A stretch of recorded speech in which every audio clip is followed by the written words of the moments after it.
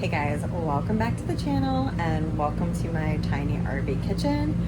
I'm filming in here today because we're in the middle of moving out of our house and into our RV for a short period of time. Basically, we've had some changing family medical situations and reasons that we want to travel coming up, so more about that on the next video. But anyway, I'm about to cut into this pumpkin soap, which I seriously thought was a total fail when I first poured it into this log. So I'm about to unmold it and see how we're doing here. But first, here's a little bit about how I got to this point. So first thing I'm going to do is get my lye solution ready. I am using ice to mix a 1-to-1 water to lye ratio. I've been using the ice because I don't have a lot pre-batch right now because we're moving. And actually moving forward, I really enjoy using ice because it's better. The baby's always quite a ways away, but with him around, I like to do anything that creates less fumes in the house, which is a super benefit of using ice instead of liquid water for making your lye solution. The exothermic reaction of lye combining with water is going to happen, and this is what it looks like. It just effortlessly melts the ice cubes. Next up, I am preparing my blend of essential oils. I'm using cassia, cinnamon, clove, and a little bit of lemongrass to anchor and blend those. Always be sure you use a safe usage calculator for essential oils. And here is my beautiful pumpkin puree. Check out that color. So excited to make this today. You can probably see that I just got a can of organic pumpkin puree from the store.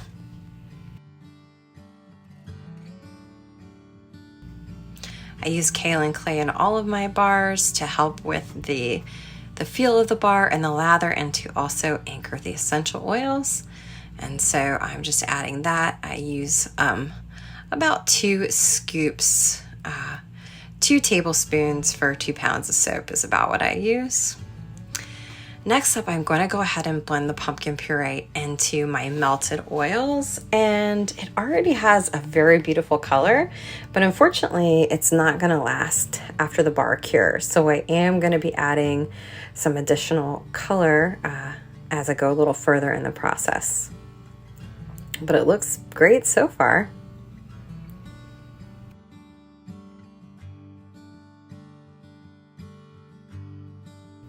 And that color is paprika, just organic paprika that I got from the grocery store. I ended up using combined about a teaspoon. And I think in hindsight, I would do a little bit more. The bars turned out a beautiful color, but if I want a more rich or deep orange in the future, I'd probably use a little more.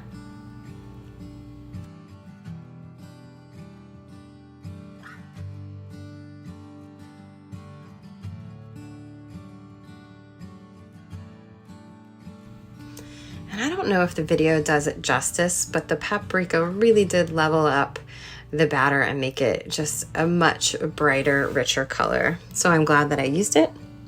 Next up in goes my essential oils. And I'm always really careful to get every last drop of those precious and expensive ingredients.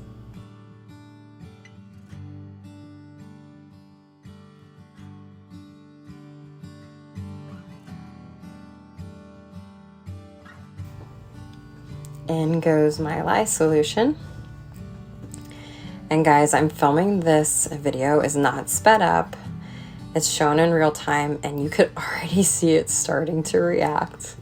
And just watch how quickly it comes to trace. Again, this is real time. It's not sped up. We're already at a super heavy trace, and look at that. It really looks like the consistency of pumpkin bread batter.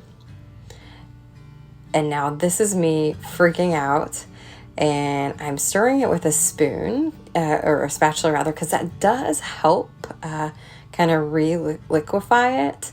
But really my chief concern is that it just gets mixed enough so that my essential oils are super well blended into it.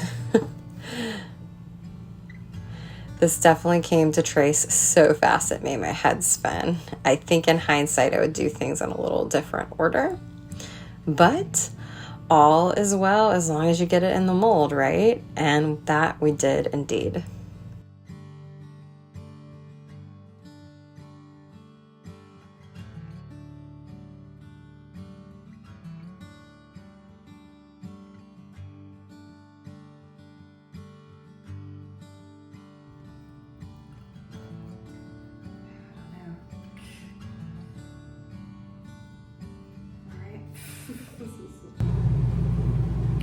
So here's what it looks like. You can see the top is like super unattractive, but it smells great. So I may just like shave down the top to make it more aesthetically pleasing. Sorry about the mess, guys. Like, we're in the middle of moving, and this is how I can get videos done. So I think it's gonna actually unmold pretty good, pretty easily. It went through a super hot gel phase, so that helps it come out of the mold. Voila! Came out of the mold pretty clean. You can definitely, whoa. You can definitely tell that it's been gelled. Smells good. All right, let's get to cutting it.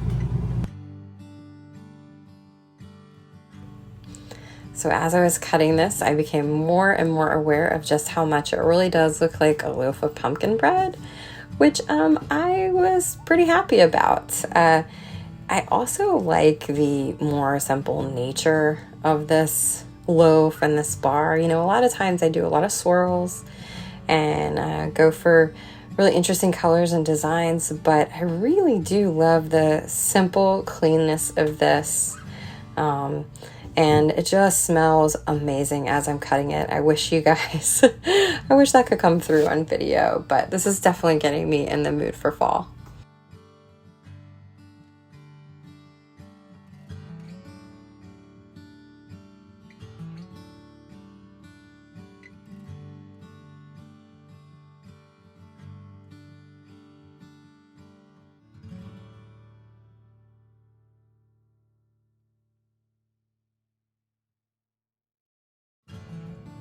So here are some of the freshly cut bars. They turn out just so simple, so beautiful. Really glad I decided to do this project. I also decided to bevel the edges. I used to skip this step because it was so time consuming and I was making a lot of bars for a lot of markets and festivals. But now that I'm doing smaller batches to post to my Etsy store, I really do like the way that they look when they're finished with the bevel edges, so I will probably continue to do it.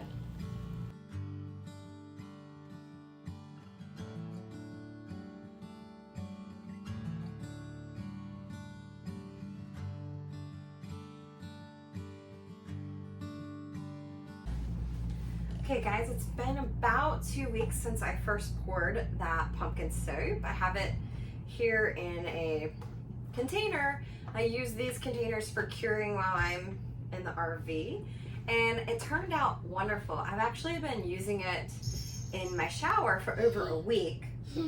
Now, of course, you'll want the bars to cure, probably I'm gonna do about 6 weeks for these since they had a little extra water content with the puree. But they're safe to use immediately. You just want to cure them longer so that the extra water and liquid evaporates and it becomes a harder bar and lasts longer for you.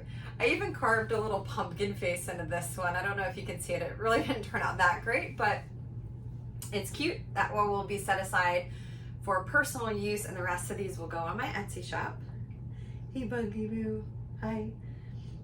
And it smells wonderful. Like, the pumpkin is still coming through a little bit now, like the natural smell of the pumpkin, but I don't expect that to last. But the clove and cinnamon, just awesome. I wanted to mention a little bit about soaps with puree. A couple things I've learned with my research. So might have said this earlier in the video, but you can put about 1 ounce per pound of soap as a baseline starter, all the way up to about 50% of your water weight. So what I did is I made a 1-to-1 lye to water solution, and then I also did the same part of pumpkin. as I did water. That was probably quite a lot to start out with as the first batch, because as you saw, it seized up, but it seems to have worked out just fine. Now, why is it that we can use purees in soaps and it won't go bad? What I've learned from my research, of course, soap is an alkali. It's actually a salt from fatty acids. And what that means is it's more basic on the pH scale. It has a pH of around 9 to 10. Now, this is only real soap, people. We're not talking about the conglomerates and the detergents that you find in stores that are kind of passed off as soap. So real cold processed soap has a pH of 9 to 10, and that is too harsh of an environment for things like mold and bacteria to grow, provided that you don't put too much puree in your soap. So that's why those guidelines I just mentioned are kind of important to start with. But I'm so excited. I plan to do avocado puree. I want to do a sweet potato. I want to do a sweet potato pie bar so bad. So definitely subscribe if you haven't, because all that's going to be coming up. I'm also going to do more aloe soaps, definitely more coconut milk soaps, because that was my favorite. But anyway, I'm gonna do a lather test on this as well and show it to you guys. Thank you as always for being here.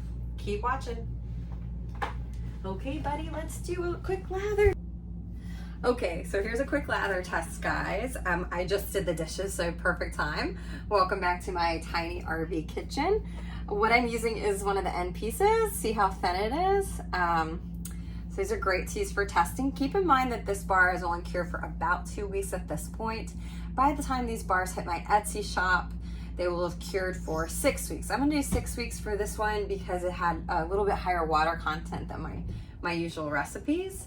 But anyway, let's do a lather test here. This is a never before used piece of my soap.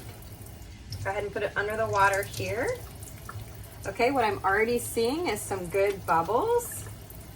Nice. Lots of nice bubbles. One thing I've been noticing as I've been using this in the shower is that it's been getting very foamy, and I really like that, especially when you incorporate like the use of a rag. It really helps the lather. And what I've been finding is the lather is so much more foamy than my usual recipes, and I definitely think that's about the puree. And it's almost like a meringue when you use it with the rag. So, or washcloth rather, rag or washcloth. So anyway, this just smells amazing. It's gonna be up on my Etsy store soon. That link will be in my bio. And I really appreciate you guys watching. Washes off so clean and beautiful. And I'll see you on the next video. There we go, bug, we're done. Okay, should we go now?